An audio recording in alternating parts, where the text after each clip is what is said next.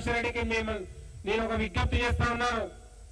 ఇవాళ నువ్వు కళాశాలలు కట్టినప్పుడు, మెడికల్ కాలేజ్ కట్టినప్పుడు, యూనివర్సిటీ కట్టినప్పుడు అనేక ఉన్నటువంటి చుట్టుపక్కల రైతుల్ని బెదిరించి నీ యొక్క అధికారాన్ని ఉపయోగించి ఇవాళ అనేక రకాలుగా అధికారుల మీద ఒత్తిడి పెట్టి అధికారుల పైన, ఇరిగేషన్ అధికారుల పైన లేదా ప్లానింగ్ ఆఫీసర్ల పైన నీ యొక్క అధికారాన్ని ఉపయోగించి అక్రమంగా నువ్వు పర్మిషన్ పొందినావు. అది చెల్లెలు, ఖచ్చితంగా నువ్వు చర్యకు గురి కావాల్సిందని కూడా ఈ సందర్భంగా గురి చేస్తూ, ప్రభుత్వం పైన విమర్శలు చేసేటప్పుడు నీ నిజాయితీని నువ్వు నిరూపించుకోవాల్సిందిగా ఈ సందర్భంగా గురి చేస్తా ఉన్నాను. అది అనురాగైనా, మల్లారెడ్డి విద్యా సంస్థలైనా, తొడలు కొట్టినోళ్ళు, పాల మీనోళ్ళు, పూల మీనన్నోళ్ళు వాళ్ళ నిజాయితీ నిరూపించుకోవాల్సిందిగా నేను విజ్ఞప్తి చేస్తా ఉన్నాను. మిత్రులారా, ఇది ప్రజల ఆస్తి. ఇలా ప్రజల కోసం ఇలా ఆనాడు చెరువులు, కుంటలు నిజాం నవాబు గారు ఇలా నగర ప్రజలకు ఇలా మంచినీటి చెరువులు నిర్మిస్తే వాళ్ళని కాపాడడంలో పూర్తిగా విఫలమయ్యారు.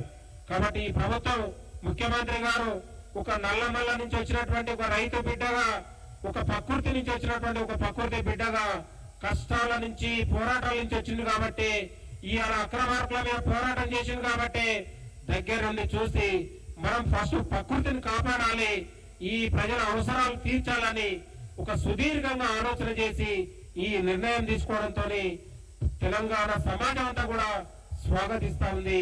కాబట్టి ఇక్కడ రాజకీయ కోణం లేదు, వ్యక్తిగత కోణం లేదు. ఇది ప్రజలకు ఉపయోగపడే ఆస్తి కాబట్టి ఇది రాజకీయాలకు సంబంధం లేకుండా తెలంగాణ అన్ని వర్గాలు, శక్తులు అందరూ కూడా దీన్ని స్వాగతించి మనం హైడ్రాకు జైలు పలకాల్సిన అవసరం ఉందని కూడా కోరుతా ఉన్నాను. ఇలా ప్రభుత్వం ఒక గొప్ప నిర్ణయం తీసుకుంది. ప్రజల ఆస్తి ప్రజలు కాపాడి ఇవ్వడంలో దాన్ని కూడా మీ కళ్ళు మంతా ఉన్నాయి. మీరు ఓర్వలేక విమర్శలు చేస్తా ఉన్నారు. నేను అంటా ఉన్నాను, హరీష్ రావు గారు, కేటీఆర్ గారు, మీకు నిజంగా చిత్తశుద్ధి ఉంటే ప్రజల ఆస్తిని కాపాడుతుంటే ప్రభుత్వం పైన మీరు ఎందుకు దాన్ని స్వాగతించాలని కూడా ఈ సందర్భంగా గుర్తు చేస్తున్నాను. మీరు గతంలో చేయలేని పనులు ఇవాళ ప్రభుత్వం దగ్గరుండి చేస్తా ఉంది. పేద ప్రజలకు మంచినీటి చెరువుల్ని మళ్లీ పునరుద్ధరించి వాళ్ళకు ఒక దాహం తీర్చడానికి, నీటి ఎద్దడి తీర్చడానికి ఇలా ఉపయోగపడతా ఉంది.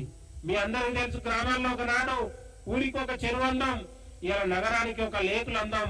ఇవాళ హుస్సేన్ సాగర్ నగరానికి ఎంతో అందం. ఒకనాడు గండిపేట చెరువు అంటే హైదరాబాద్ కి ఎంతో ప్రాముఖ్యత ఉంటుండే, హిమాయత్ సాగర్ చెరువు అంటే ఎంతో ప్రాముఖ్యత ఉంటుండే.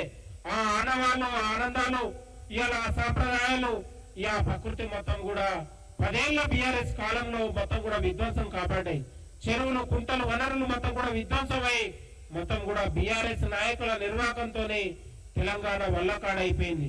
ఈ వల్లకాడైపోయినటువంటి రాష్ట్రాన్ని మళ్లీ నిర్మించడానికి ముఖ్యమంత్రి గారు ఒక ప్రత్యేకమైన శ్రద్ధతోని ముందుకెళ్తా ఉన్నారు.